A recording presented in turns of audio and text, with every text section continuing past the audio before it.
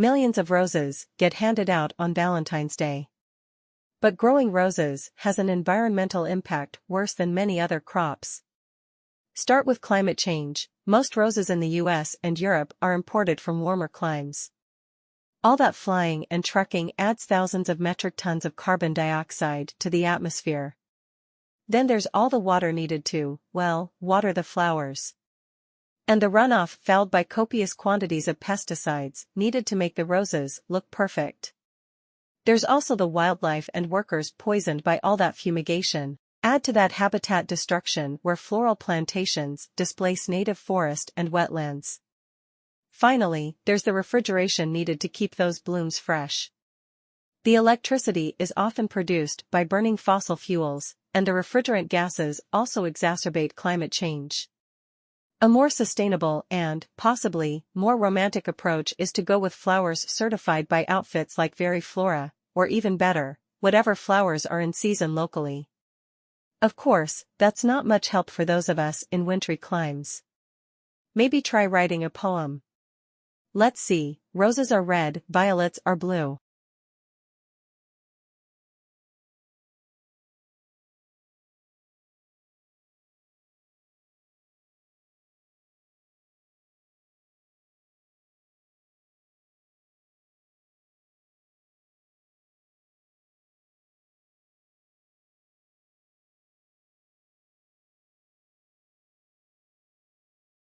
One seminal difference in policy remains: the coalition has not matched what is Labour's most important innovation promise. That is to bring together responsibilities for innovation, industry, science and research under one single federal minister. Innovation responsibilities currently lie within the powerful Department of Education and Science, and while there is a separate industry department, it has little influence within cabinet. This has hampered policy development and given Australia's innovation policies a distinct science and research bias. It is the scientists rather than the engineers who call the tune in innovation policy in Canberra, so it's no surprise our policies are all about boosting government-funded research and later commercializing their results.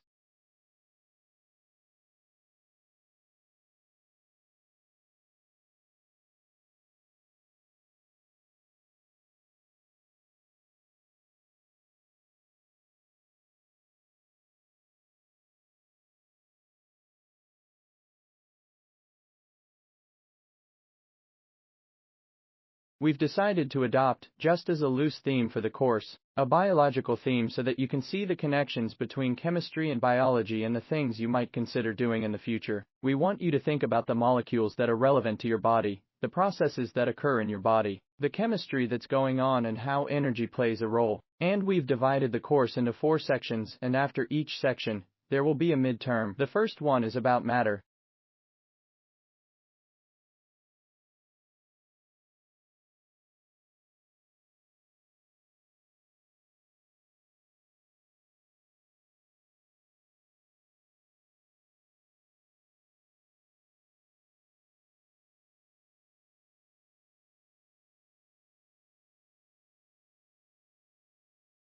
As with all human behavior, there are numerous reasons for it, but often it's caused by someone who feels the need to show their superiority over someone else, in order to feel that they aren't at the lowest level in hierarchy or a group of people. In some cases, one person simply dislikes the other, on the basis that the personality of one is in some way incompatible with that of the other person.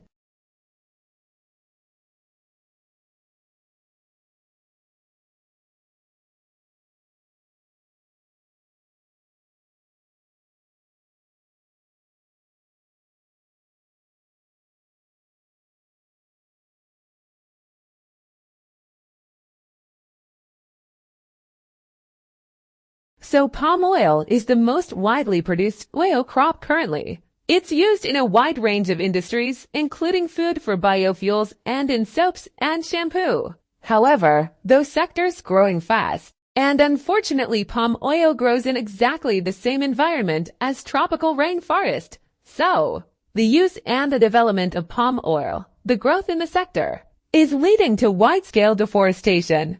What we are hoping to do is, if we can come up an alternative, we can slow the growth of the sector and therefore stop the wide-scale deforestation in South Asia.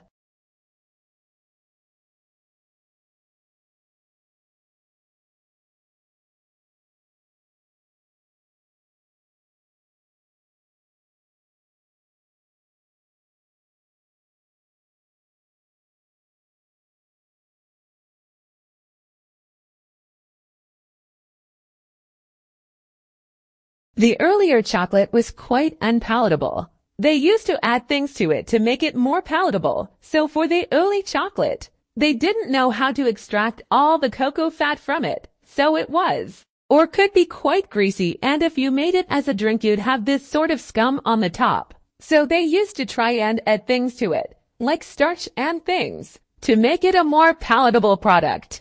So there were a lot of scandals around the kind of things they were adding to chocolate in the 19th century. So by the sort of 1870s, 1880s, there are people like Cadbury saying, "Our chocolate is absolutely pure.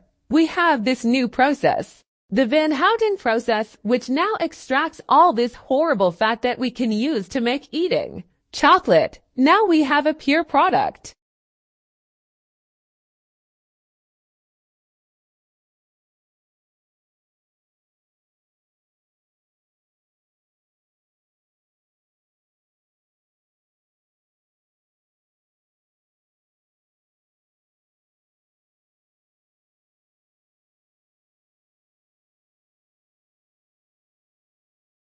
For all his fame and celebration, William Shakespeare remains a mysterious figure with regards to personal history. There are just two primary sources for information on the bard: his works, and various legal and church documents that have survived from Elizabethan times.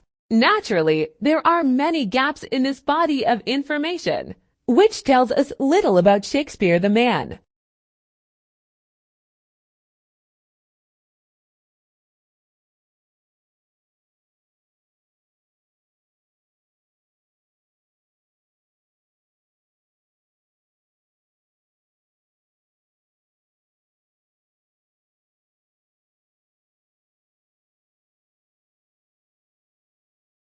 You know, without getting into the details of exactly how that happened or how she got it out, let's just say it was a bad situation, and she panicked because, like for many of us, her phone is one of the most used and essential tools in her life. But, on the other hand, she had no idea how to fix it because it's a completely mysterious black box. So, think about it. What would you do? What do you really understand about how your phone works? What are you willing to test or fix? For most people, the answer is nothing. In fact, one survey found that almost 80% of smartphone users in this country have never even replaced their phone batteries, and 25% didn't even know this was possible.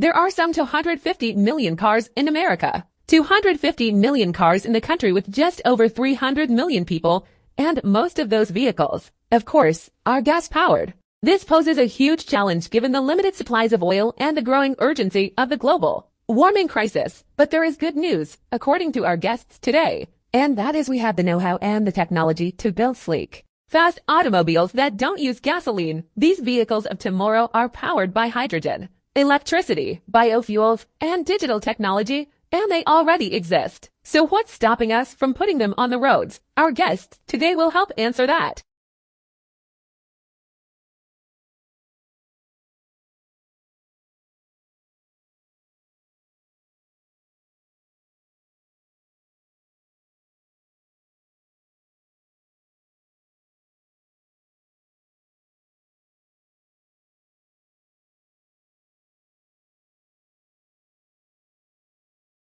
You've heard about SARS, AIDS, and bird flu. Now researchers from Australia claim we're about to be hit by a new epidemic, motivational deficiency disorder. According to the British Medical Journal, 1 in 5 people are said to suffer from motivational deficiency disorder, or MODD, and most don't even know they have it. Symptoms include being unable to get out of bed in the morning, being trapped on the couch,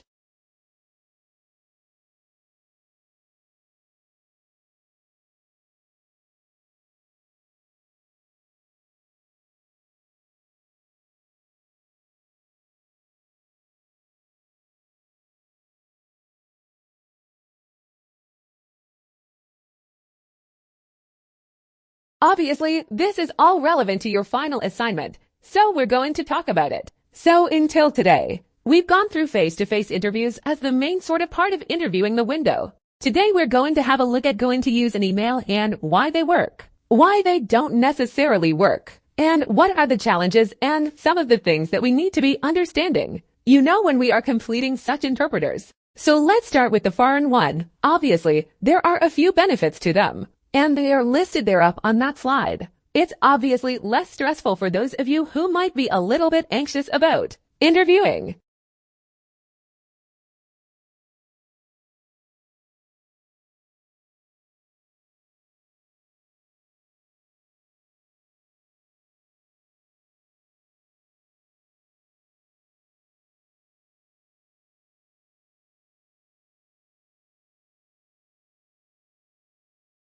Another way in which the industry exerts pressure on doctors is by offering us a variety of professional services. In one of these services, widely advertised to GPs, a company representative shows the practice manager how to use a company desk to trawl through the practice database, identifying patients with problems which might be treatable with the company's products. When that has been done, a company-sponsored nurse interviews the selected patients and draws up a management plan for the GP which, if approved by the doctor, attracts a Medicare item number. One of these companies proudly announces that over 65,000 patients were assessed in this way in 2005. What, one may ask, is a pharmaceutical company doing assessing patients? It is surprising that no government or professional body has stepped in to prevent this commercially sponsored program.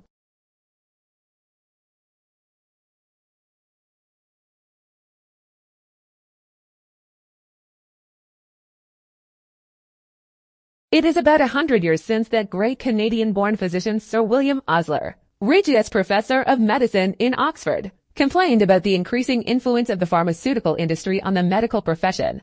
He would be turning in his grave at the way the industry now dominates doctors' prescribing habits. It does this not only by direct and indirect pressure on the doctors themselves, but also by encouraging the public to ask for scripts.